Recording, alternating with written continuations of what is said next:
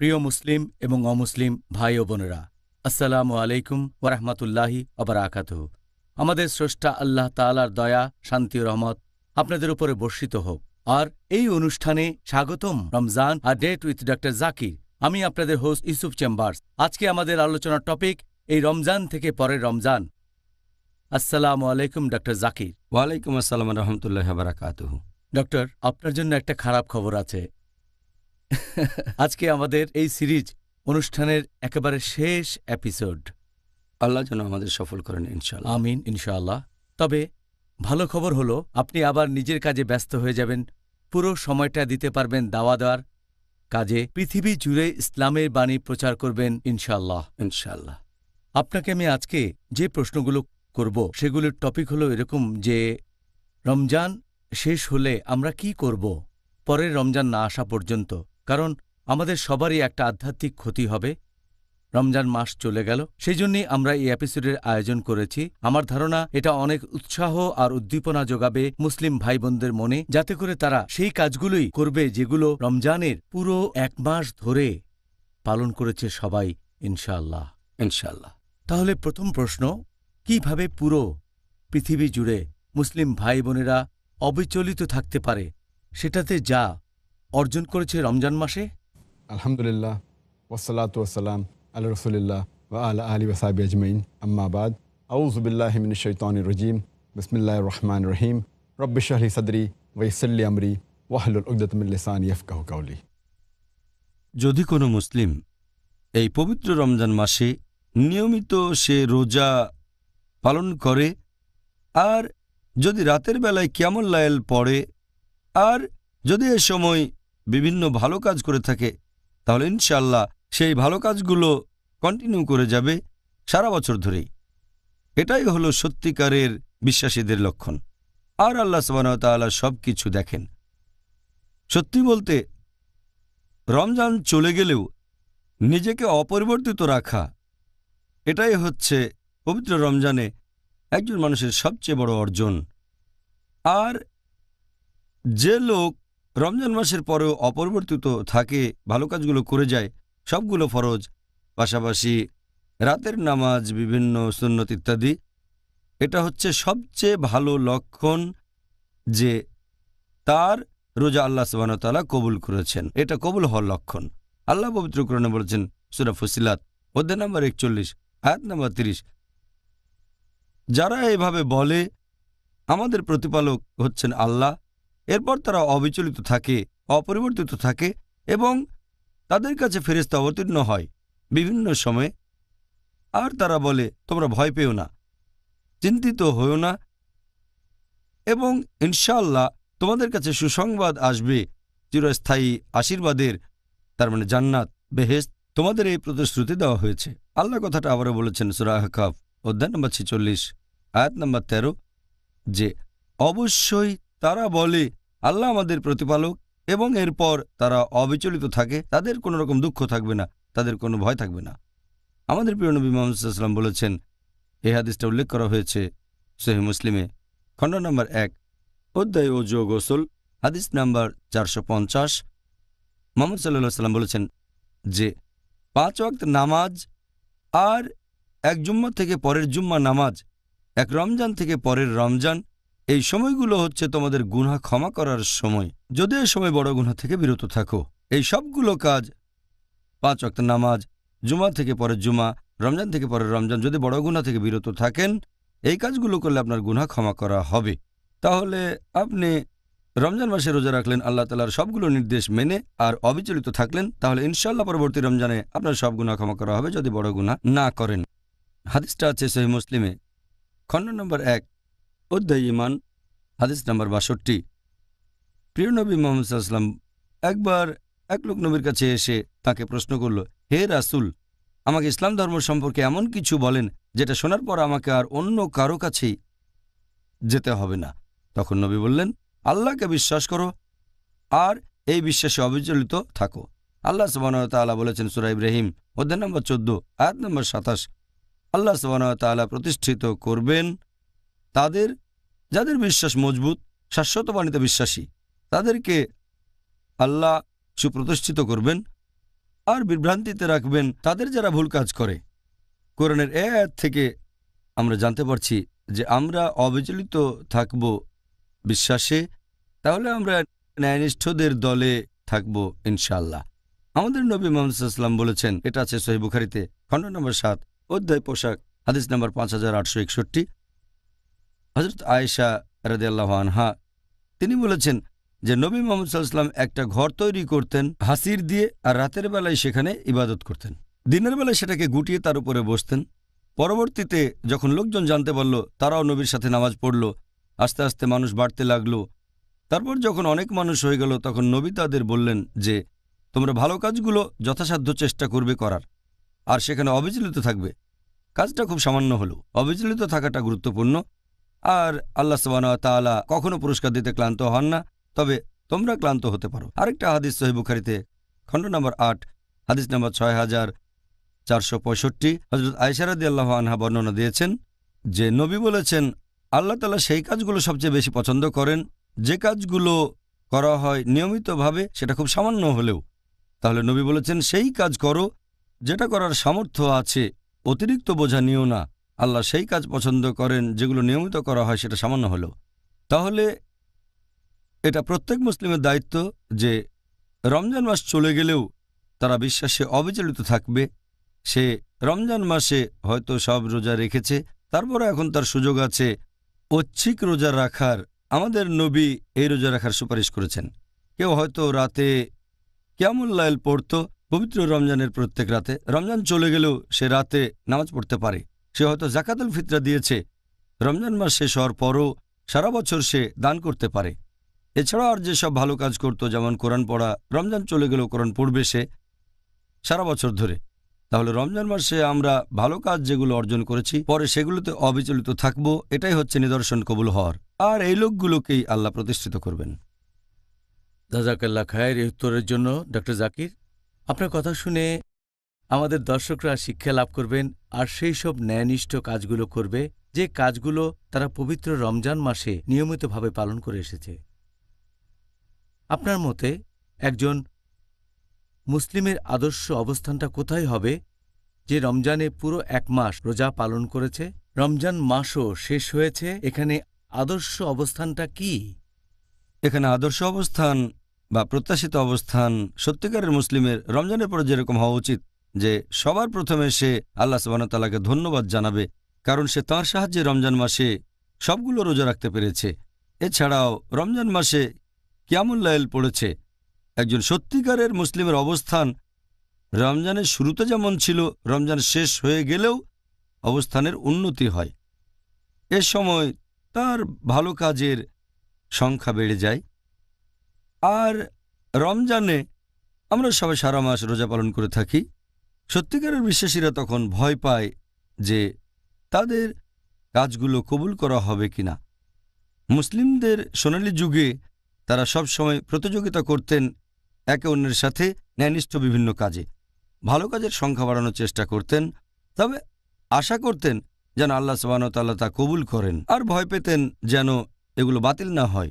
আল্লাহ পবিত্র কোরআনে বলেছেন, সূরা মাইদা অধ্যায় নম্বর 5 আয়াত নম্বর 27, যে আল্লাহ তাদের কোরবানি কবুল করেন যারা ন্যায়নিষ্ঠ। তার মানে ন্যায়নিষ্ঠ হওয়া খুবই গুরুত্বপূর্ণ।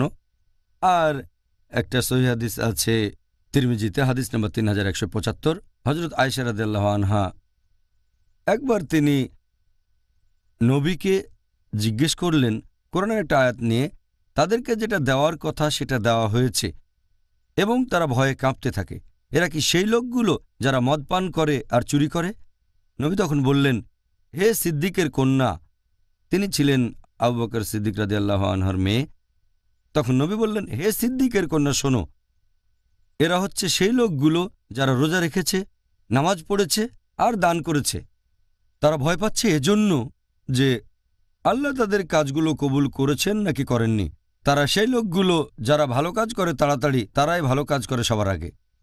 তাহলে এখানে সত্যিকারের বিশ্বাসীদের কথা বলা হয়েছে। তারা ভালো কাজ করে, তারপর আশা করে সেগুলো কবুল হবে, আর ভয় পায় হয়তো কবুল হবে না।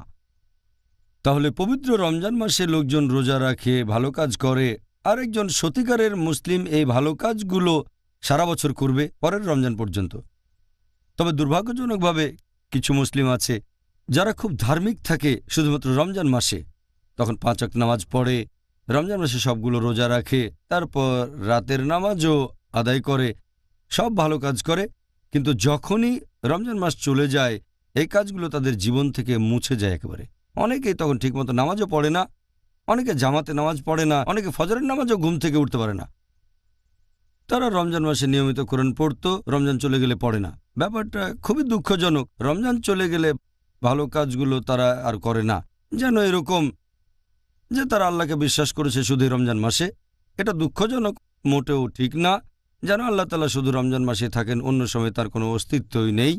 তাই আমি আল্লাহ সুবহানাহু ওয়া তাআলার কাছে দোয়া করি তিনি যেন আমাদের সবাইকে অবিচলিত রাখেন, পবিত্র রমজান মাসে যেরকম ছিলাম সারা বছর ধরে আগামী রমজান পর্যন্ত ইনশাল্লাহ। আমিন ইনশাআল্লাহ। আর ডক্টর জাকির, আমিও একমত। আমাদের মধ্যে অনেকেই রমজান মাস চলে গেলে ধর্মকে অবহেলা করে।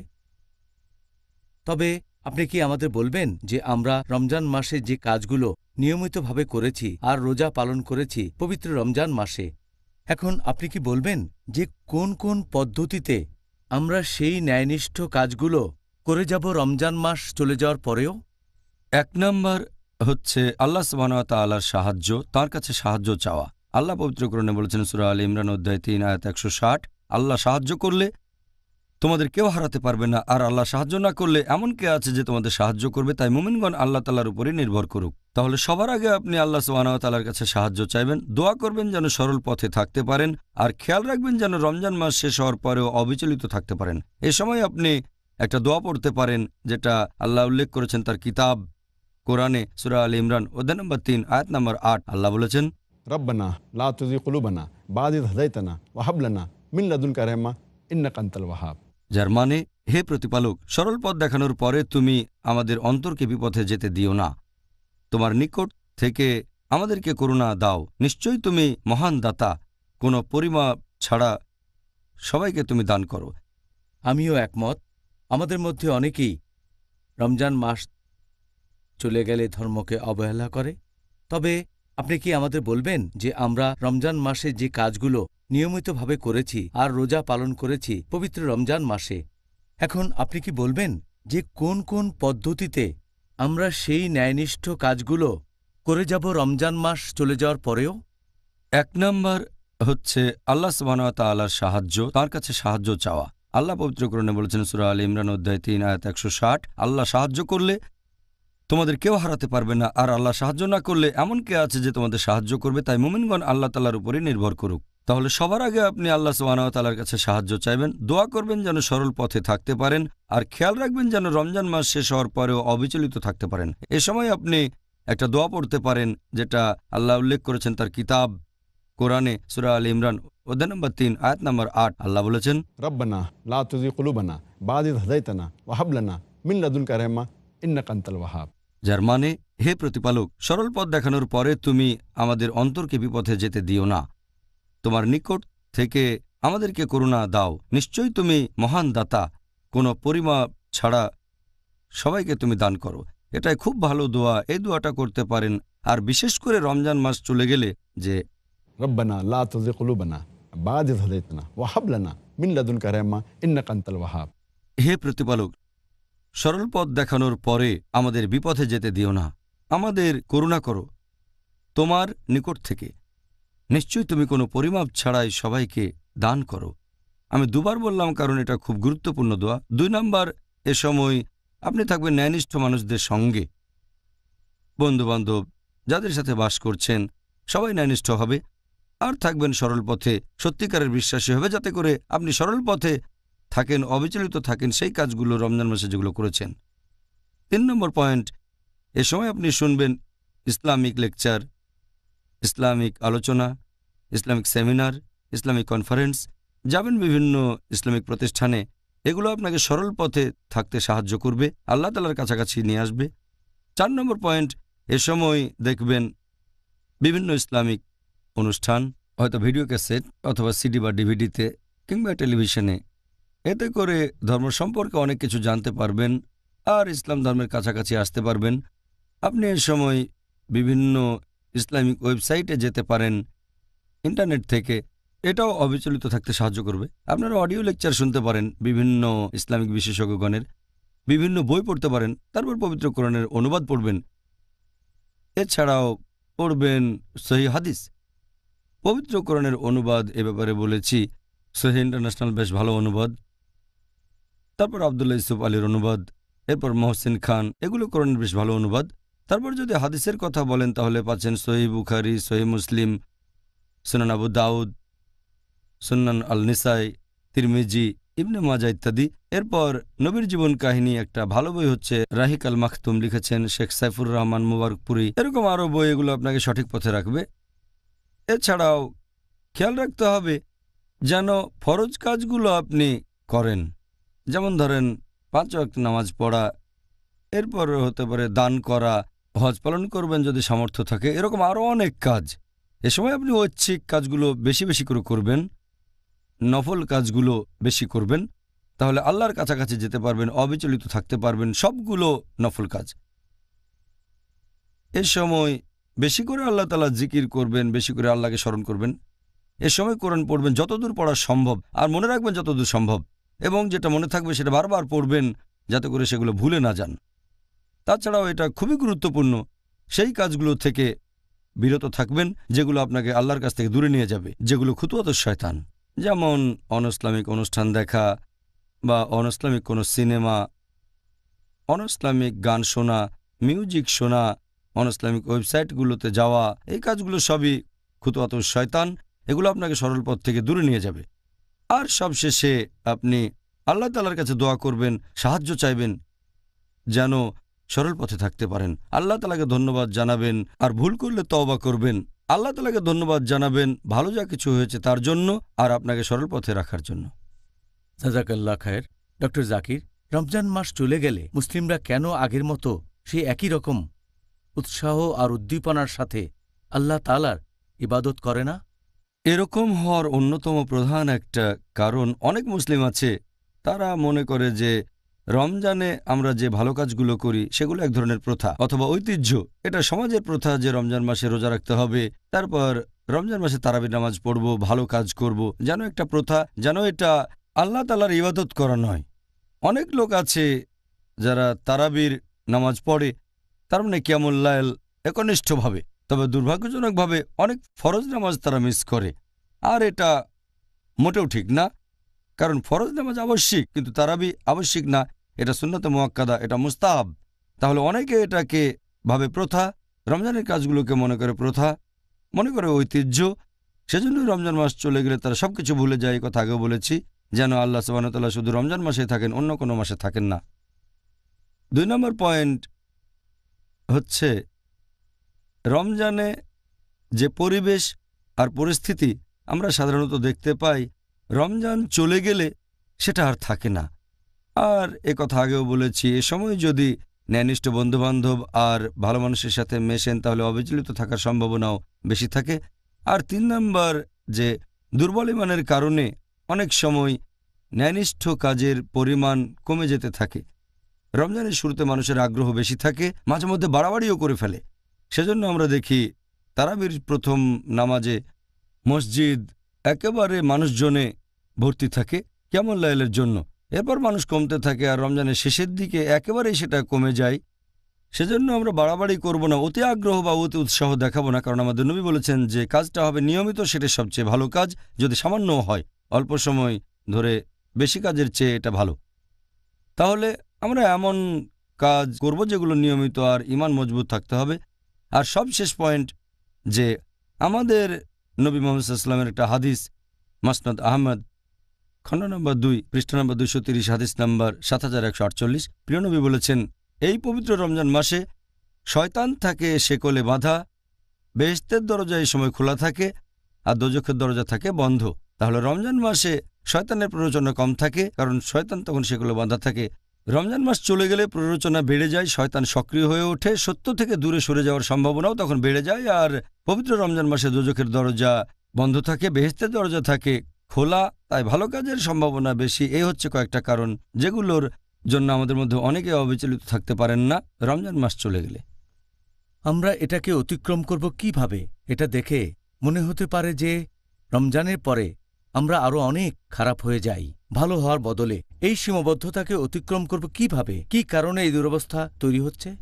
প্রথমে আমাদের মুসলিমদের বুঝতে হবে যে এই রমজান মাস কোনো ঐতিহ্য বা প্রথা নয় যে নামাজ পড়ব, রোজা রাখব, এমন না যে শুধু নির্দিষ্ট সময়ের জন্য এগুলো করব। আমরা এটা করছি আল্লাহ সুবহানাহু ওয়া তাআলার জন্য, আল্লাহর সন্তুষ্টি লাভের জন্য। এটা ফরজ কাজ, আর ঠিকভাবে পালনের ফলাফল সারা বছর থাকবে ইনশাআল্লাহ।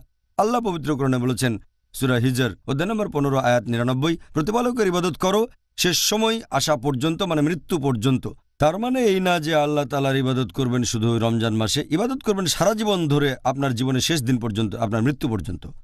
আর আমরা আল্লাহ তাআলার পথে চেষ্টা সংগ্রাম করব, আর আমরা ন্যায়নিষ্ঠ মানুষের সাথে মিশব। রমজান মাস চলে গেলে মিশব তাদের সাথে যারা ন্যায়নিষ্ঠ সরল পথে আছেন, তাদের সাথে।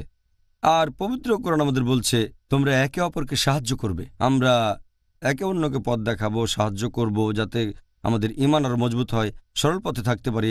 আর ইবাদতের বিভিন্ন কাজ কঠিন মনে করা উচিত না। আমরা মনে করব না যে কাজগুলো বিরক্তিকর অথবা খুব ঝামেলাপূর্ণ।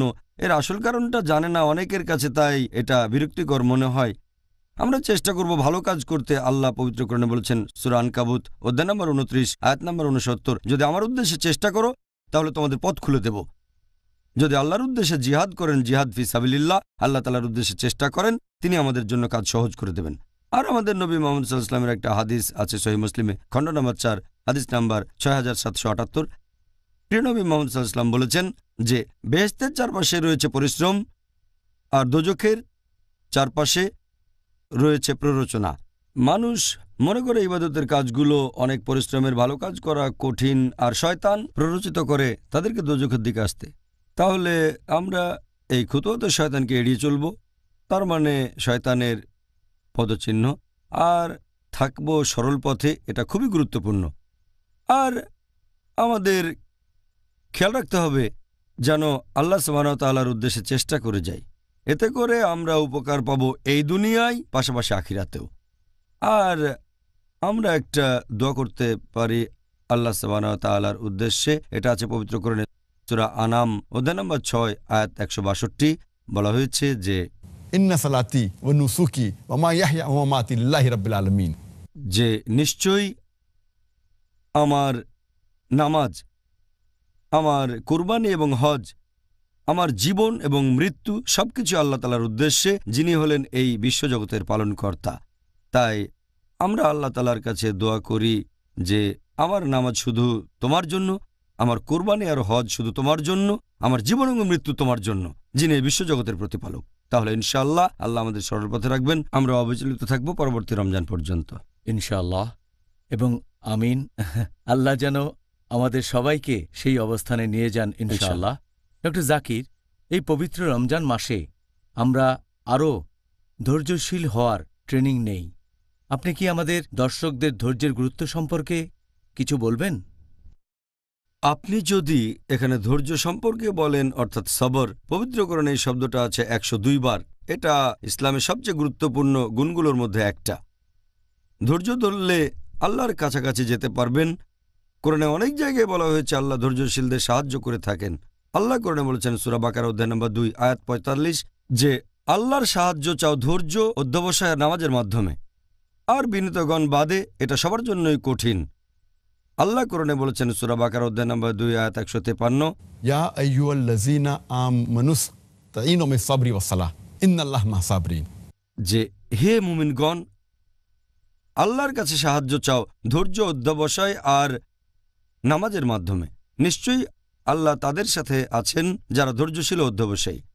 আর আল্লাহ এই কথা আবার বলেছেন সূরা বাকারা অধ্যায় নম্বর 2 আয়াত 155 থেকে 157 নম্বর পর্যন্ত যে নিশ্চয়ই তোমাদের পরীক্ষা করব কিছু ভয় আর কিছু ক্ষুধা দিয়ে, ধন সম্পদ, জীবন এবং ফলফসলের ক্ষয়ক্ষতি দিয়ে।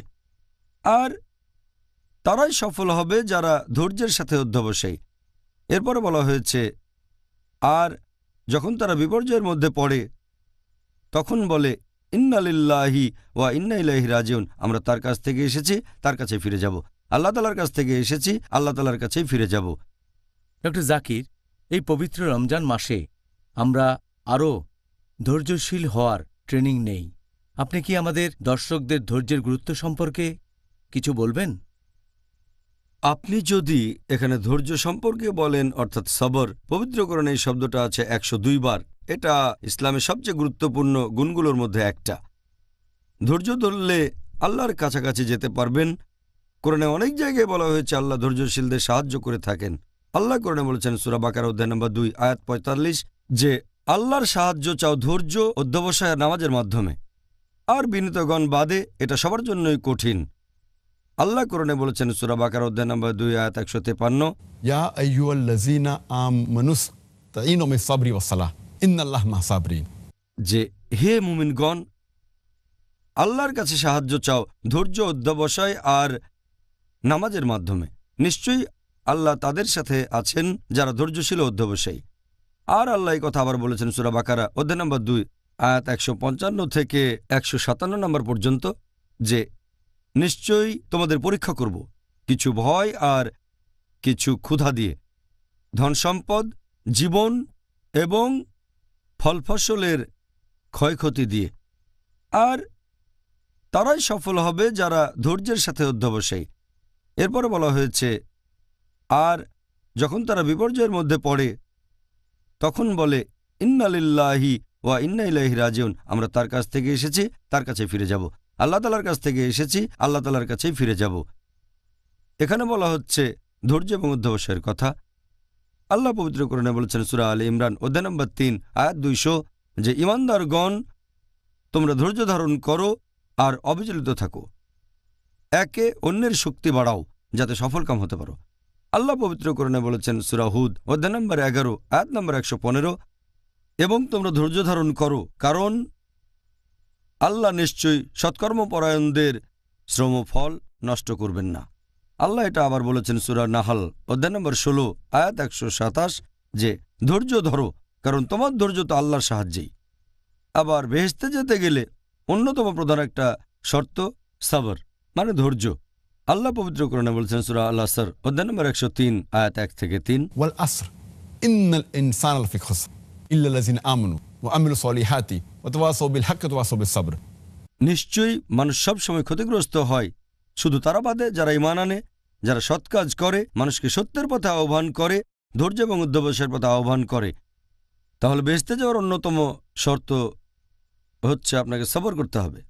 বেহেশতে যেতে লাগবে মিনিমাম 4টা শর্ত: ঈমান, সৎ কাজ, সত্যের পথে আহ্বান করা, ধৈর্য এবং অধ্যবসায়ের পথে আহ্বান করা।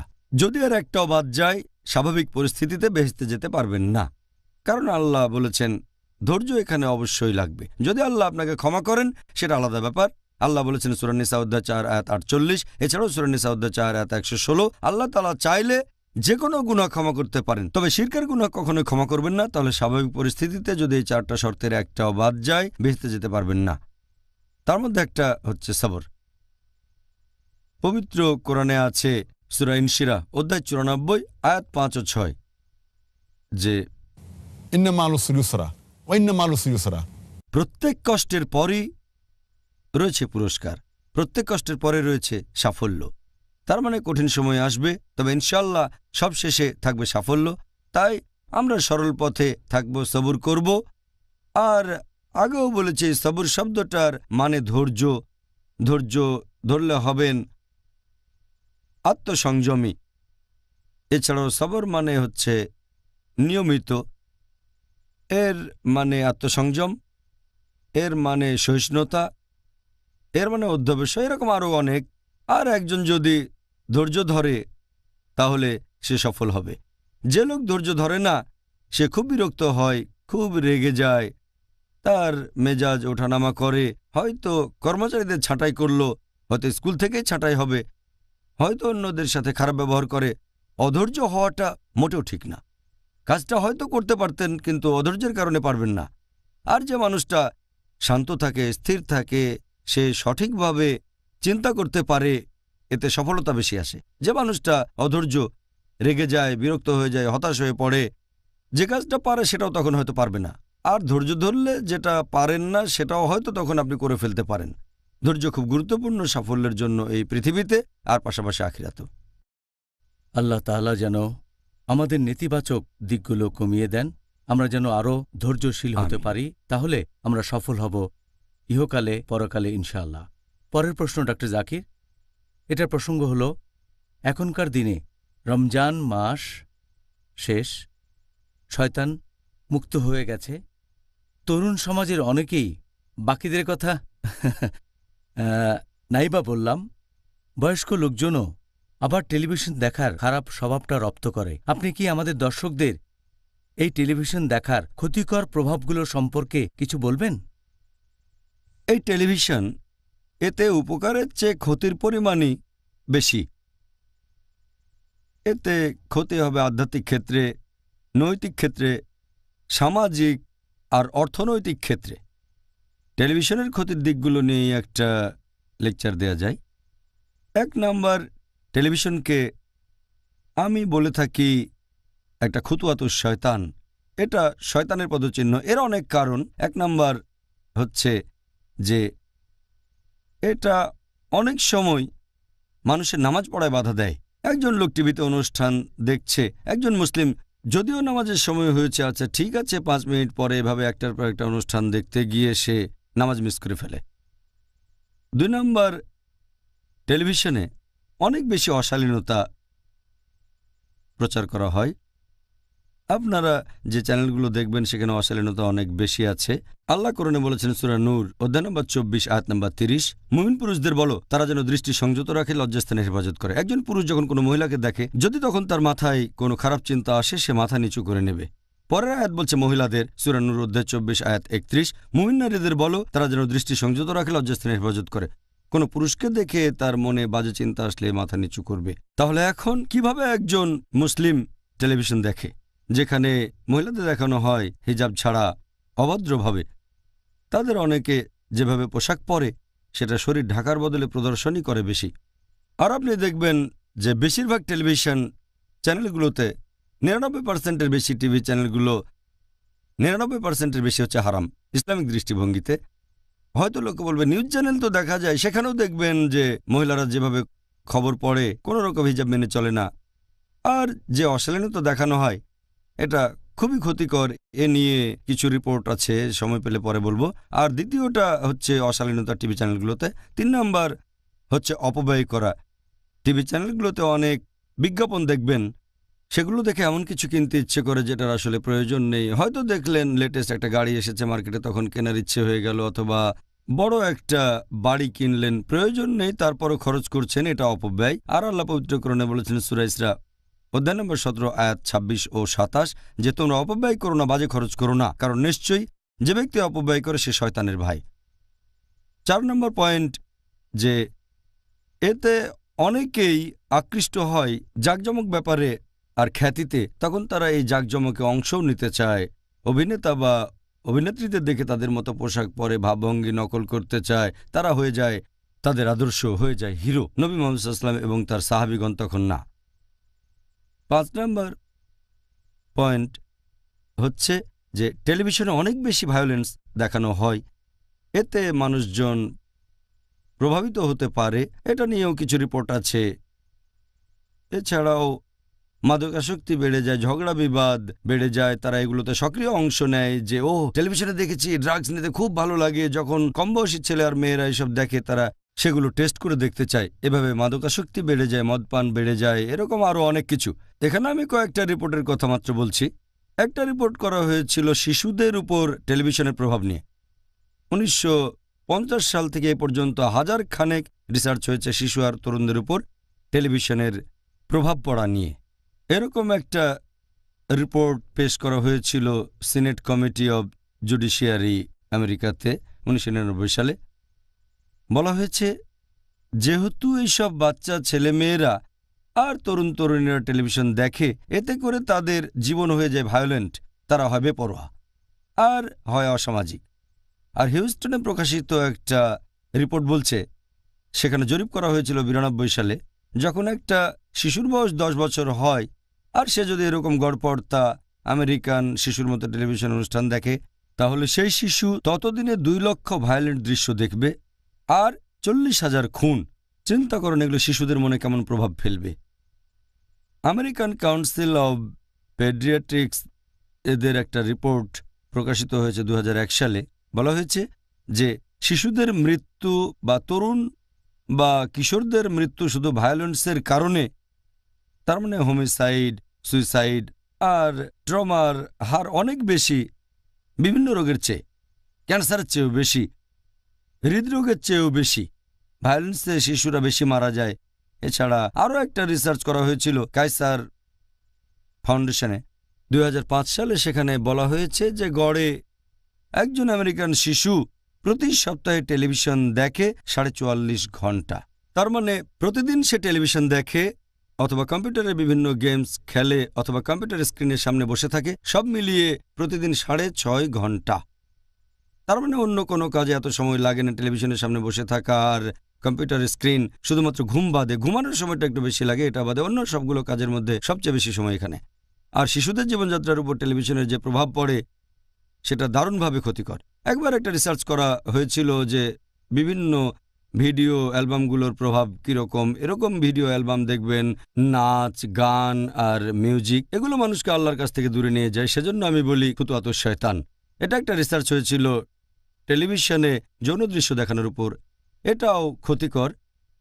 বেশিরভাগ চ্যানেল স্যাটেলাইট টিভি, আমেরিকাতে সেগুলো পর্নোগ্রাফি, ইংল্যান্ডে পর্নোগ্রাফিক চ্যানেল। সবচেয়ে বেশি লাভ করে যে টিভি চ্যানেলগুলো সেগুলো হচ্ছে পর্নোগ্রাফিক চ্যানেল, আর সবচেয়ে সস্তায় পর্নোগ্রাফিক চ্যানেল।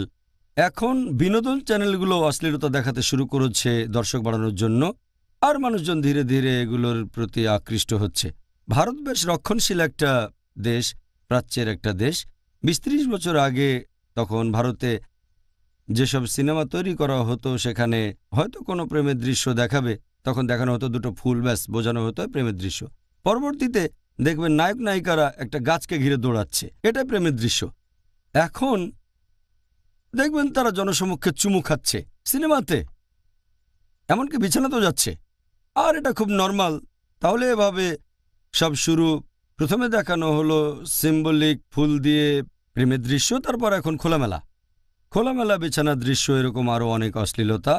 আর এই জিনিসটা এখন চলে এসেছে টেলিভিশন চ্যানেলগুলোতেও, বিভিন্ন চ্যানেল যেমন ফ্যাশন টিভি ইত্যাদি। সেজন্য আমরা এ ব্যাপারে সাবধান যে আমাদের স্কুলে যেসব ছাত্রছাত্রী এখানে পড়াশোনা করে, আমাদের নিয়ম হচ্ছে তাদের বাসায় কোনো কেবল টিভি থাকতে পারবে না।